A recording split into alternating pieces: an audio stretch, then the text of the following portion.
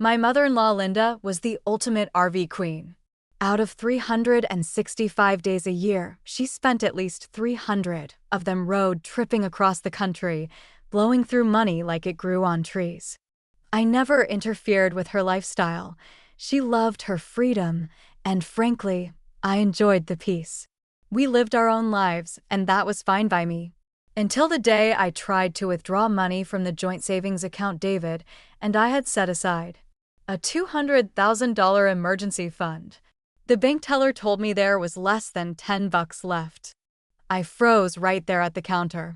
That account was our safety net for medical emergencies, job loss, whatever life might throw at us. The teller double-checked the withdrawal records, glanced at me with a touch of sympathy, and said, "The entire amount was withdrawn the day after it was deposited. The transaction was made by your husband, David Bennett." It felt like I'd been struck by lightning. I stormed home, shaking with anger, and confronted David. He looked up from the TV, barely blinking. "What the hell's your problem?" he snapped. "My mom spent her life raising me. What's wrong with giving her some money?" Then, as if I were the unreasonable one, he scoffed, "God, Emily, why are you so heartless? She's just enjoying herself a little. Why does that bother you? She's my mother. I'm her only son. Isn't it my job to make sure she lives well?" I stared at him, stunned by the sheer audacity of his righteousness, and then I laughed, a cold, bitter, disbelieving laugh. "It's fine, David," I said, my voice flat. "I'm not concerned anymore. After all, you're the one with liver cancer that needs money for treatment. Not me." The moment I walked out of the hospital that day, my legs nearly gave out beneath me. Just last week, David and I had gone in for our annual checkups. It was supposed to be routine, but today the doctor had asked to speak with me alone. He set the file down, his face grave. "This is your husband's report," he said. "He's been diagnosed with late-stage liver cancer. If a matching donor is found soon and we can move forward with a transplant, there's still a chance." My mind went completely blank. David was only 45, the same age as me. We were still in the prime of our lives. We met through a friend when we were 35, dated for 3 years before getting married. Everyone said we were a level-headed, mature match, and they weren't wrong. We'd had a stable relationship, barely a serious argument in all these years. I sat in the car afterward, gripping the steering wheel, sobbing until I couldn't breathe.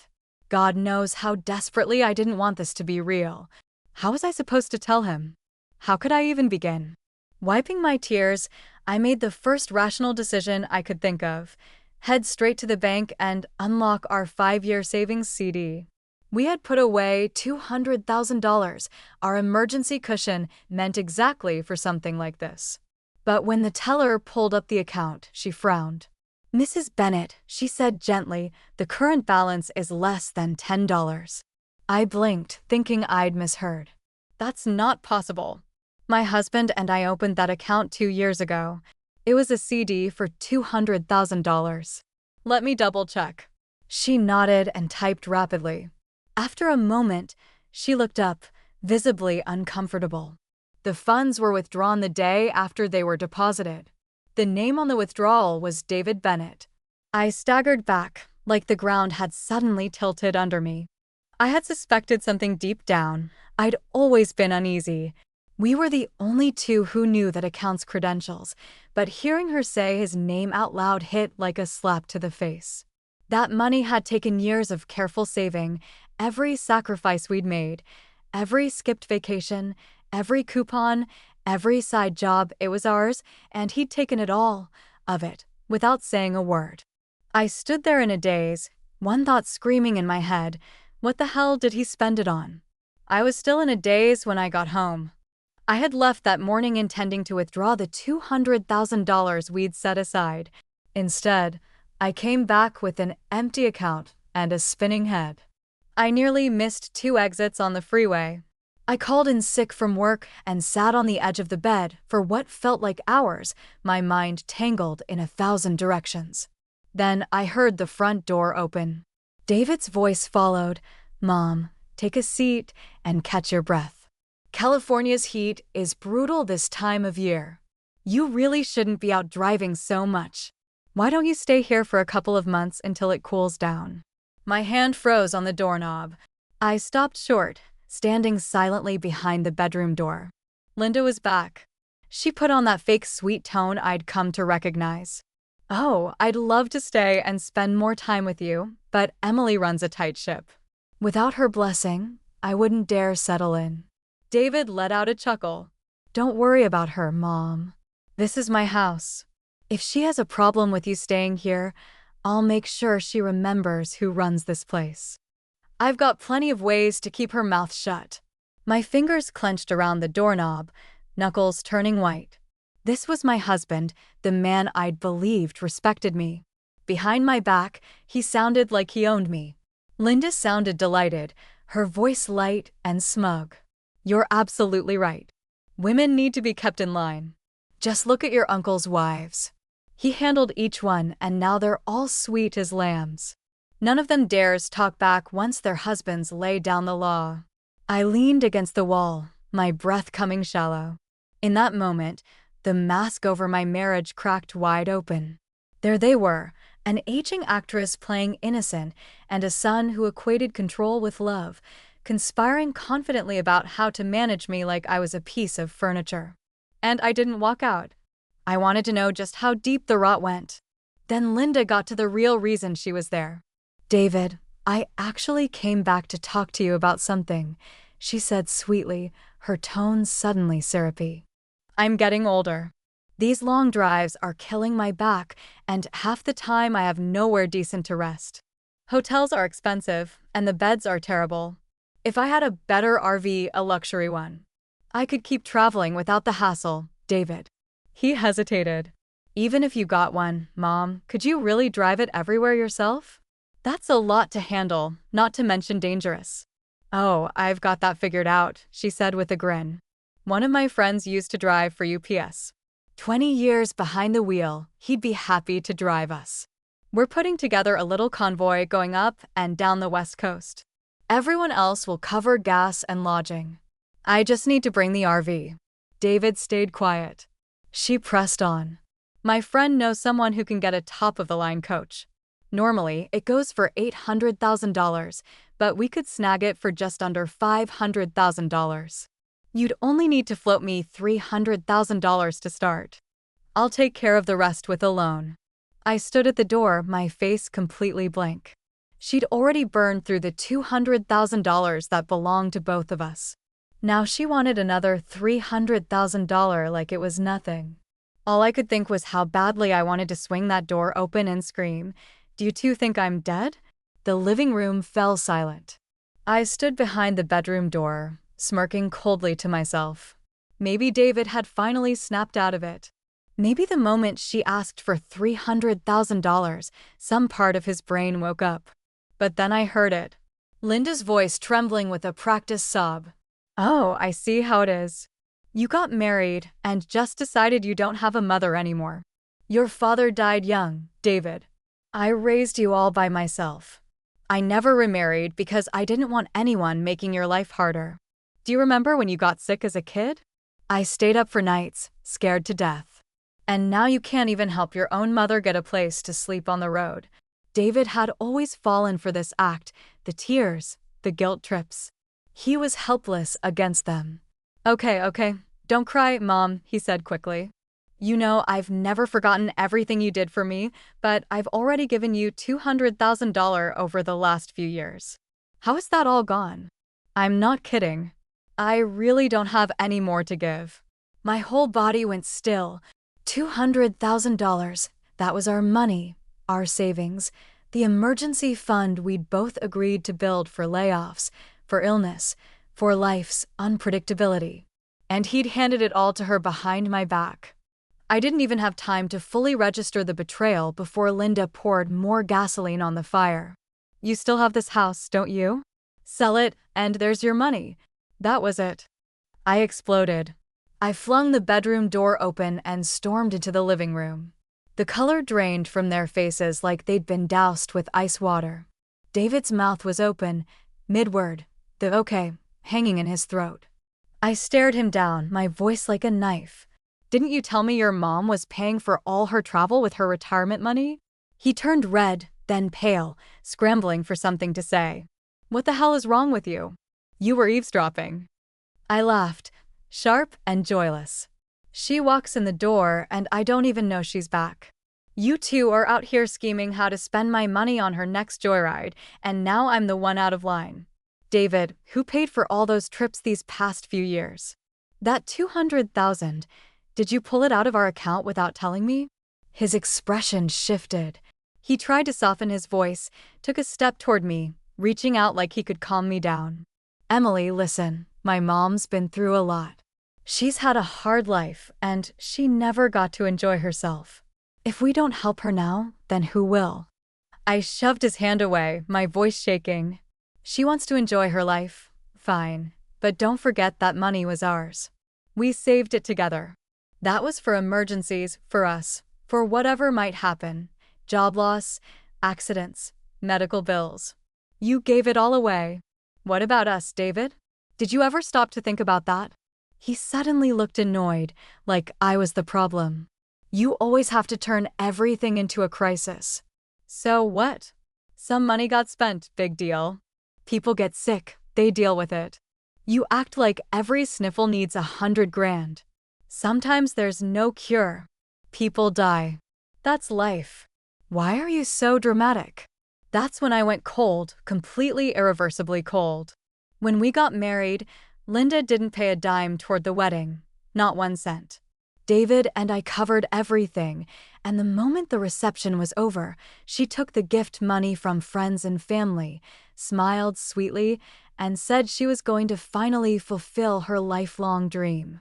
That was the beginning of her golden retirement tour. She never showed up to help us when things got tight, never offered support when we were struggling to make ends meet. Hell, she even made it clear, don't expect me to help if you two have kids. I respected that. I adjusted. I did it all myself. But now, suddenly, she's the selfless one, the victim, and I'm the cold-hearted woman refusing to support her more. I stayed quiet, jaw clenched, and then Linda launched into full-blown martyr mode. Stop fighting, she sniffled. This is all my fault. I should have died already. Then I wouldn't be a burden to either of you. I'll call my friends and tell them I'm not going. I'll get a job cleaning houses, washing dishes, picking up cans on the street. I'll pay you back. I shouldn't even be alive. I'd had enough. Every nerve in me snapped. Then call them right now. Don't just sit here whining about it. I have never met a mother as selfish as you. You live for yourself, and you leech off your kid to do it. You want to feel guilty? Then cancel your plans, get a job, pay us back. But don't you dare play dead in my living room like it's some kind of performance art. Linda froze, still clutching her phone like a prop in a bad play. She stood rooted to the spot, completely thrown off by my words. Call them right now. That one sentence pinned her to the floor like a nail through her shoe. Her performance had no place to go. Then, out of nowhere, she clawed at her hair and collapsed onto the couch in dramatic hysterics. Fine. Let me just die then. Nobody wants me around anyway. My daughter-in-law hates me, and even my own son can't protect me. What's the point of living? I didn't blink. The couch is soft. Linda, I said coolly, you're not going to kill yourself on a pillow. The next second, David stormed in, his face twisted with rage. He grabbed the back of my hair and yanked hard, slamming me sideways and landing a slap so hard my left cheek exploded in pain. Apologize to my mother, he shouted. She only comes here a few times a year, and this is how you treat her? I pressed a hand to my burning face, stunned, but I held back the tears and hit back. Yeah, she occasionally visits because the rest of the time she's off blowing our savings on her little joy rides. David's voice climbed another octave. And what do you contribute, huh? Your salary next to mine, this house, those savings? That's mostly my money. I'll spend it however I damn well please. There was the mask completely off. This wasn't the man I'd loved for 7 years. This was a controlling, violent, self-righteous narcissist. I stood tall, my voice was ice. We're getting a divorce. He stared at me like I just declared the end of the world. Over this? You're being dramatic, Emily. My mother scrimped and sacrificed her whole life, and now she wants a damn RV? That makes her the villain? She's not a maid. She deserves to enjoy her life. And you? What kind of cold-hearted monster leaves her over a few bucks? Linda jumped back in, switching masks yet again. No, don't divorce over me. If Emily needs me to apologize, I will. I'll endure anything. Just don't split up. Her words were gasoline. David slammed the table. Fine, divorce. Who the hell cares? I didn't respond. I turned around, walked into the bedroom, and locked the door behind me. From outside, I could still hear them. She's being ridiculous, Linda said. You need to be more patient with her, David scoffed. Patient? She's trying to run this house like she owns it. You were right, Mom. Women like her need to be handled. Did you see her after that slap? Instantly quiet. She's just been brainwashed by all that feminist garbage. Thinks she's got rights now. I sat on the edge of the bed, breathing slowly, not because I was scared, but because I knew one thing with absolute clarity. Walking out there and getting hit again would be stupid. Calling the police was the smart move. Domestic violence doesn't happen just once. It either hasn't started yet or it already has. I picked up my phone and dialed 911. When the officers knocked on the door, both of their faces went pale. David's voice cracked as he opened it. Is something wrong? I stepped out, pointed to him, and spoke clearly. Officer, he hit me. I'm the one who called. David's face changed instantly. He tried to speak. You're insane. You called the cops? The officer cut him off with a stern look. Sir, drop your hand. Step back. Two other officers approached and restrained him. Linda, of course, started weeping, clinging to one of the female officers. Please, officer, it's all a misunderstanding. Married couples fight. That's just how it goes. Back in our day. The officer raised an eyebrow, voice firm and sharp. Ma'am, I don't care. Now, what your day was but in the United States today. Domestic violence is a crime. You hit someone, you answer to the law. At the station, David was still clueless. You guys can't be serious. So what if I hit her once? We're married. It happens. She deserved it. She disrespected my mother. What was I supposed to do? Let it slide. The officer turned to me. Would you like to press charges, ma'am? We can also issue a protective order right now. I didn't hesitate. Yes, I want to press charges. I'm not forgiving him. David's confidence cracked. Come on, you can't just arrest me like this. Don't we get to talk it out first? Then his voice changed, colder, darker. Emily, you really want to take it this far? You get me fired? You think your life's going to be any better? I met his glare with a calm smile. You're a government employee. Once this goes on record, you're finished. But whether you lose your job or not has nothing to do with me. I'm financially independent. Linda suddenly stepped in, voice trembling. Emily, please. If you want an apology, I'll apologize. I'll get on my knees if that's what it takes. Just don't ruin my son's life. That was when I saw her for who she truly was. I gave a short, humorless laugh.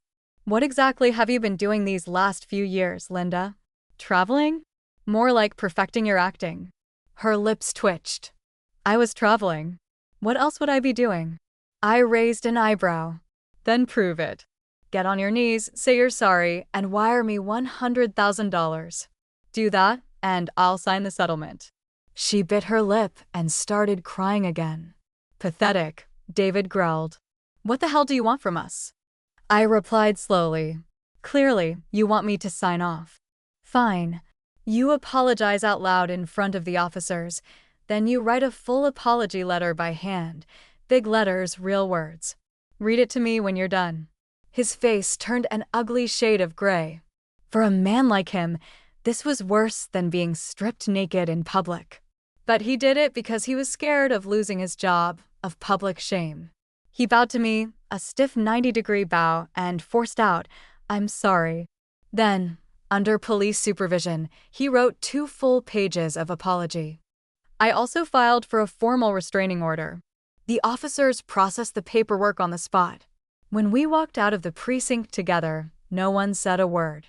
David didn't look at me, but his eyes burned holes in the back of my head. At the front doors, he hissed under his breath, voice like venom, "You're going to regret this, Emily." I didn't even turn around. I opened my phone, pulled up my lawyer's contact, and by nightfall, my divorce papers were already in the works. The night I left the precinct, I didn't pack much, just one suitcase. I went straight to my parents' house. I had already made up my mind. There was nothing left in David worth holding on to. That house? I'd never set foot in it again. When my mom saw the mark on my face, her eyes filled with tears. She reached out her hand, trembling as it touched my cheek. "Oh my God, Emily, he really hit you." My dad's face turned red with rage. He slammed his. "The ecology department," Linda chuckled, like she just solved a puzzle. I knew something was off. "Your skin looked awful. Good thing you're divorcing her, honey. She would have dragged you right down with her." David nodded along. "Don't call me cold, Emily, but when the ship's going down, you jump. I'm not going to bankrupt myself over you. Don't call, don't ask." I stared at them both, then smiled. "You're right. Maybe I should cancel the divorce filing, huh?" David's face changed instantly. "What are you talking about?" "You're evil," he hissed. "You're seriously going to trap me just because you're dying?" Linda jumped in like her feet were on fire. "Come on, David, walk away. She'll just infect you with God knows what." They scurried off like rats. My dad watched them go, chuckling under his breath. "Does he really think you're the one running out of time?" The truth was, I had gone to the hospital that week.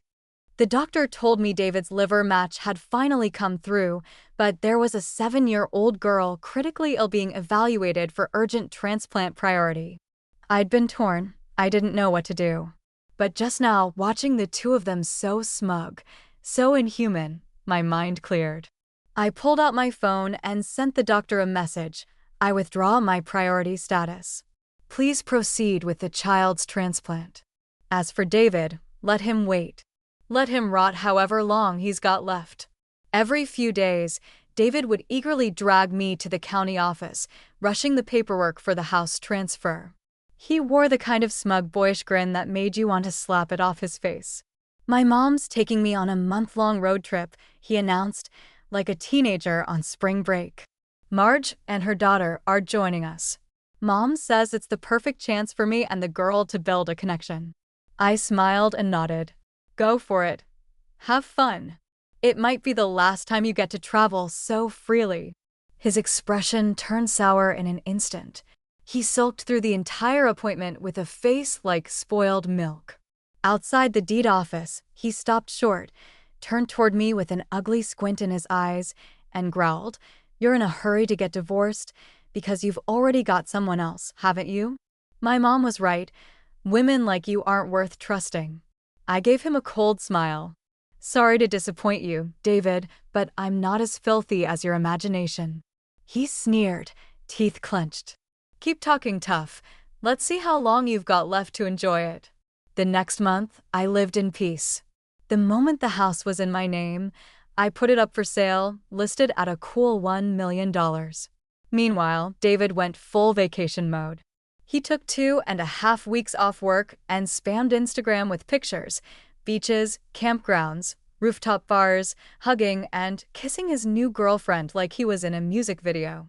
The ink on our divorce wasn't even dry, and he'd already launched into his next chapter. Linda even messaged me directly, bragging that her son had co-signed a loan so she could finally buy her brand new RV. They were all set to tour the country. I replied simply, "Drive safe." But I couldn't. I couldn't help noticing David was starting to look off. His complexion was turning dull, jaundiced. His energy seemed zapped in every photo. Not surprising at all. The man had no idea he was sick. Without me there to monitor his diet, his rest, and his vices, he'd gone back to late nights, heavy drinking, greasy food, and chain smoking. The illness was finally catching up. When the day came for us to collect our final divorce decree, I brought an envelope with me. Linda showed up too, shooting daggers at me the entire time, as if I'd single-handedly ruined their family legacy. After signing the last of the paperwork, I calmly handed the envelope to her. "This is last month's medical report," I said. "You're his mother. I figure you deserve to know." David snorted, still pretending to care. "It's too late for that. Even if you got down on your knees right now, I wouldn't look at you again." I nodded. Perfect. Then I turned to Linda, my voice even and measured. "Let me know when the funeral is. I'll make a $200 donation." Her face twisted with fury. "What the hell are you talking about? I'm 66. I just had a full body checkup last week. The doctor said I'm in perfect health." With that, she tore the medical report to shreds right in front of me, then stomped on the pieces for good measure. I raised my eyebrows and spread my hands. "You misunderstood. I wasn't talking about you. I meant your precious son." David's face drained of color. He dropped to his knees and scrambled to collect the scraps. "You're insane," Linda shrieked. "She's making it up. Don't listen to this crazy woman." David barked at her. "Shut up. Why the hell did you rip it up? Put it back together now." Linda gasped, stunned. "You yelled at me." Her eyes bulged with disbelief, but David didn't flinch. "Stop the damn waterworks already. You're not a kid, you're exhausting." That was when I started laughing. He'd always known what a manipulative performer she was. He just didn't care until it cost him something. And now, with his back to the wall, he turned on her faster than he ever turned on me. Linda, who'd been so smug shredding the report, was now on the floor struggling to tape it back together while David hovered over her, barking orders like a drill sergeant. The more she slowed down, the nastier he got. Watching them tear into each other was almost therapeutic. Not sure if it was stress or his body finally collapsing, but as David hunched over the shredded medical report, he suddenly clutched his stomach and crumpled to the ground, face ashen. I didn't stick around to find out. I slipped out quietly while chaos erupted behind me. From a distance, I could still hear Linda's shrieking echoing through the building. "David. Oh God, David. Don't scare Mama like this. Someone call an ambulance. My baby, you can't leave me. Not now. Who's going to take care of me when I'm old?" I went home and treated myself to 2 heaping bowls of beef stew with a generous side of creamy mashed potatoes. I was halfway through my meal when the doorbell rang. My dad answered it and immediately his face darkened. "Get out. What the hell are you doing here?" I stood and walked over, only to find David and Linda standing on our porch with gift bags in their hands and fake smiles plastered across their faces. My dad moved to slam the door, but Linda shoved her way inside, and David followed like a shadow. My mom rolled her eyes so hard I thought they'd get stuck. "What kind of soap opera is this?" David dropped to his knees in front of me like we were on some tacky reality show. "Emily, please take me back. Let's start over." Linda chimed in, launching into her greatest hits collection of faux humility. "In-laws, my son was a total idiot, and it's my fault for not raising him right. But couples fight, don't they? It's normal. He's really sorry this time. Can't you give him another chance?" But we weren't buying it. My dad scoffed. "That's your idea of parenting? Your son beats his wife, cheats her out of money, treats her like trash, and all you did was defend him? You want forgiveness? Show some damn sincerity." David saw an opening. He turned to Linda and shouted, "Come on, Mom. Hit me. Do whatever you want. Just help me make things right with Emily." Linda shut her eyes dramatically, like she was summoning divine strength, and smack. She slapped David across the face. Then wham! She hit the other side for good measure. "You're supposed to cherish your wife, not hurt her," she shouted. "You think this is how a man behaves? Say you're sorry now." David held his burning cheeks, tears almost forming, and managed a pitiful grin. "I'm sorry, I really am. Emily, you've always been the center of my world. I was stupid. I didn't see it until I lost you. Please, I've changed. I let out a cold laugh. No, you didn't realize anything because you lost me. You panicked because the girlfriend your mother picked bailed on you, and now you need someone to wipe your mouth and pay your medical bills. You're not looking for a partner. You're desperate for a free caretaker. His face twitched with rage, but he swallowed it, replacing it with the same pleading expression. Emily, please think about all the good years we had. Remember that winter you were overwhelmed, and I drove you around at midnight just to calm you down? I listened to you talk for hours. I'm not perfect, but can you give me one more chance? I tilted my head, watching him with a look sharp enough to cut steel. He really did take after his mother, Oscar-worthy performance. To be fair, if he'd been a total monster from the start, I never would have married him. But once we tied the knot, he changed. Whenever Linda was around, he turned into a spineless puppet, always siding with her, blaming me for everything. Then when she left, he'd come crawling back full of apologies. I used to let it slide, told myself she didn't visit often, we didn't live together, it wasn't worth the fight. But every time I gave an inch, they took a mile. No, he wasn't here to make things right. He was just too sick, too abandoned, and too broke to find another sucker. If the roles were reversed and I were the one dying, he wouldn't even visit the hospital. Oh, he'd probably tell me it was karma. I smiled sweetly. You're right, David. Everyone makes mistakes. Let me think about it overnight. I'll give you my answer tomorrow. His eyes lit up like he'd won the lottery. Linda stepped in, smiling with all 66 of her crow's feet. Oh, Emily, sweetheart, don't take it so hard. My son's just not the best with emotions. He hit you that time because he loves you. You know what they say, if he's yelling, it's because he cares. I nearly choked on a laugh. Hitting means love? Really?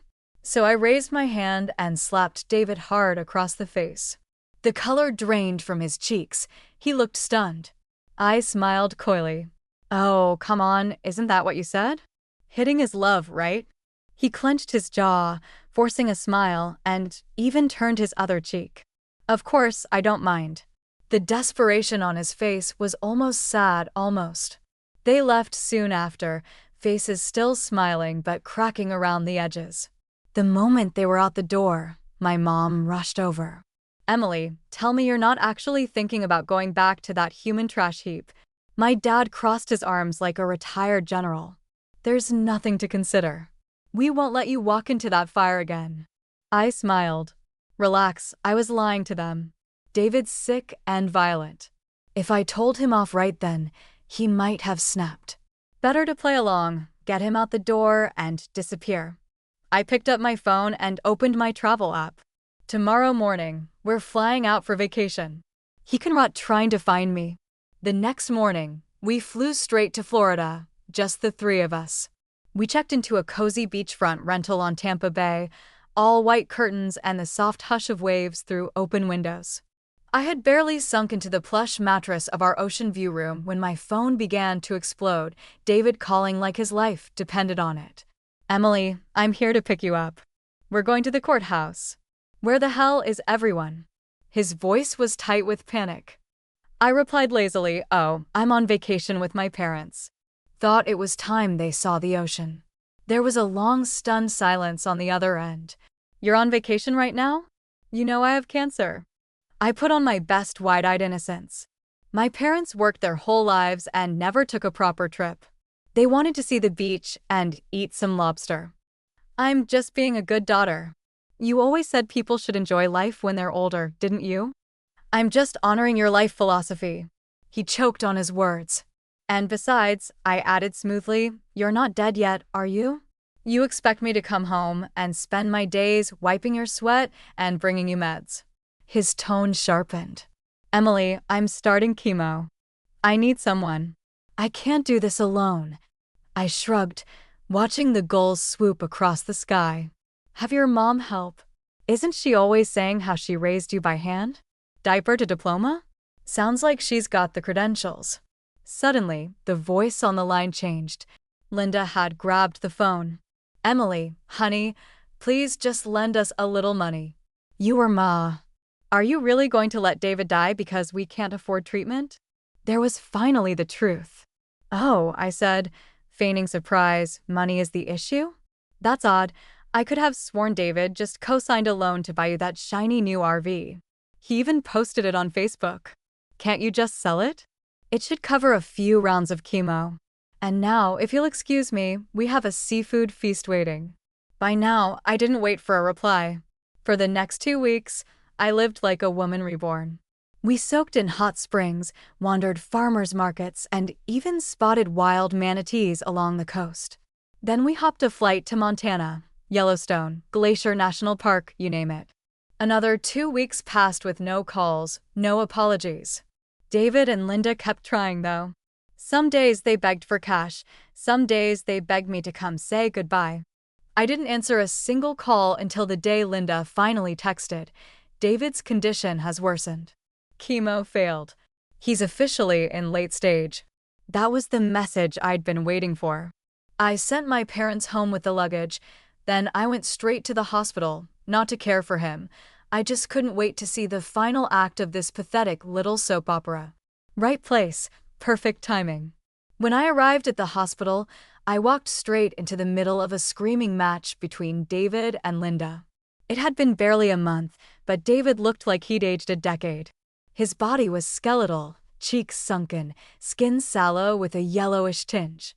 "What did you just say?" he roared, eyes bulging. "You want me to give up treatment?"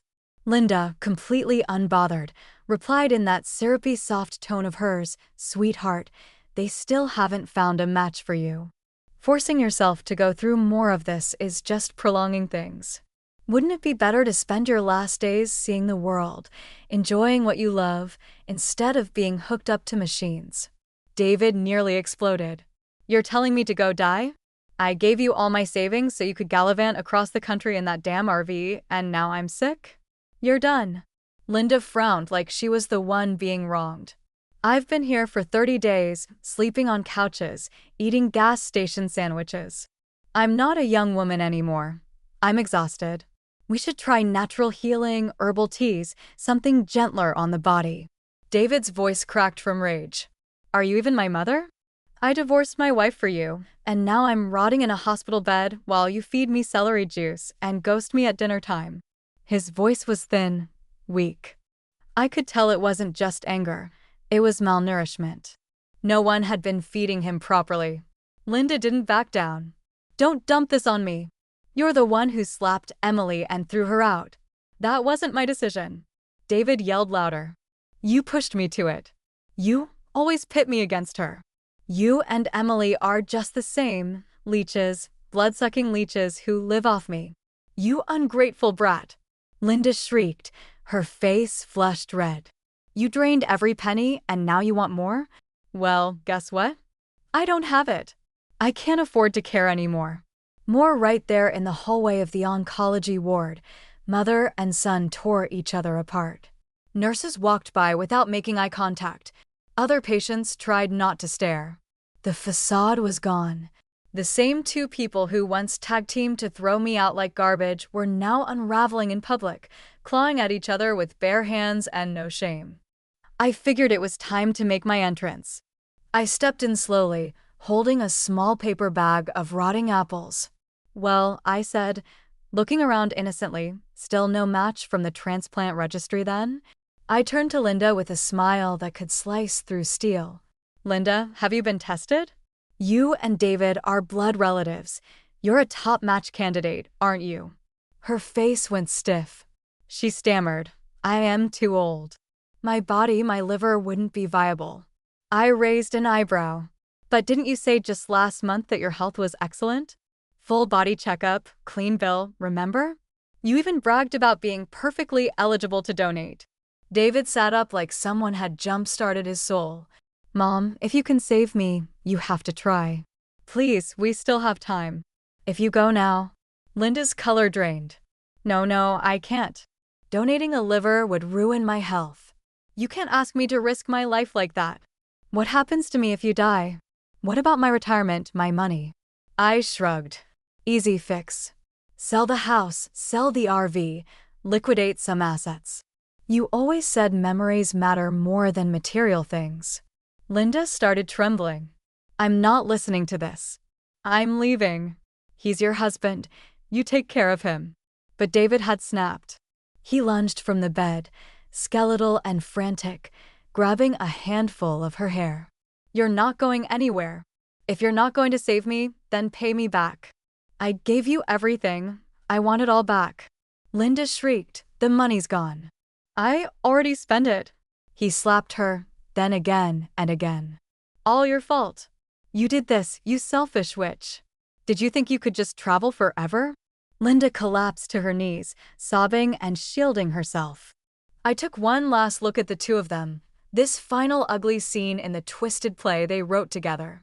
Then I quietly backed out of the room, closed the door behind me, and walked into the soft light of the corridor. This time, I didn't look back. There was still one more thing David didn't know, but he'd find out soon enough. For years, Linda hadn't been traveling the world like she told everyone. She'd been in love, or at least playing house with a man she paid to stay. Turns out she'd been supporting a retired bartender and his 20-something son for years. Rent, groceries, doctor bills, all of it. I didn't find out right away. It started with a hunch. Back when I was divorcing David, I made a casual remark in front of Linda.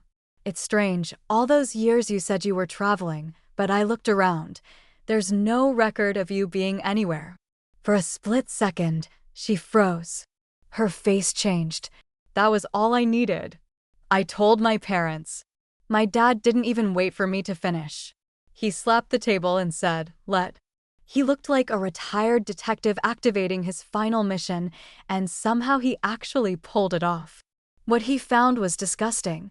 David's money, every last cent he'd peeled away from our joint account, hadn't gone toward any soul-searching RV trips. It had gone to Linda's kept man and his son. They lived off her like parasites, propped up by David's so-called filial piety. I should have felt bad for David, but honestly, I couldn't even laugh. It was too bleak for comedy. So I planned to tell him, not out of sympathy, but strategy. I was going to wait for that perfect moment when his body was weakest, his hope flickering out, and then hand him the truth. But life beat me to it. One day, I got a call from an unknown number. The voice was trembling on the line. Are you Mrs. Bennett? We need someone to identify a body. It took a full minute for me to understand. David was dead. Here's what happened that night at the hospital. After he slapped Linda, security and doctors rushed in. Linda slipped away in the chaos. David was discharged. He couldn't pay the bills, but he wasn't done. Still obsessed with the idea of her liver saving his life, he laid a trap. He called her, lied to her, begged her to come see him. When she showed up, he followed her. Later that night, at a gas station off the freeway, in a dim back alley, he ambushed her, screaming, sobbing, accusing, "You owe me. You have to save me." He pinned her to the ground, pulled out the folding knife he'd kept in his bag, and stabbed her not once, but 3-4 times. In his sick mind, if he could injure her enough, maybe the hospital would step in. Maybe there'd be a way to harvest what he wanted. But fate had a different ending. The bartender's son had come to pick up his dad and saw the attack. He rushed in, tackled David, and the two of them fought viciously. It ended with a young man straddling David, punching him over and over until his hands were covered in blood, and David stopped moving. Linda survived, barely. She lives now with a colostomy bag and permanent internal damage. Her boyfriend and his son are both in prison, charged with involuntary manslaughter and aggravated assault. You'd think all this would break her, make her reflect. But the first thing she did when she regained consciousness was cry, wailing not for David, but for that man. My poor Eddie. My boyfriend was such a good man. He wouldn't be in jail if it weren't for you. You're going to die anyway. Why do you have to ruin everyone else's life too? I stood outside her hospital room listening, and I laughed. This was Linda, the same woman who never gave anyone mercy, who cried for a man she bought while her own son rotted alone. Selfish through and through, he lost everything and still couldn't figure out how or why. As for me, I walked down that hallway into a breeze of silence, and I didn't look back. No one could pull me back in now, not ever again.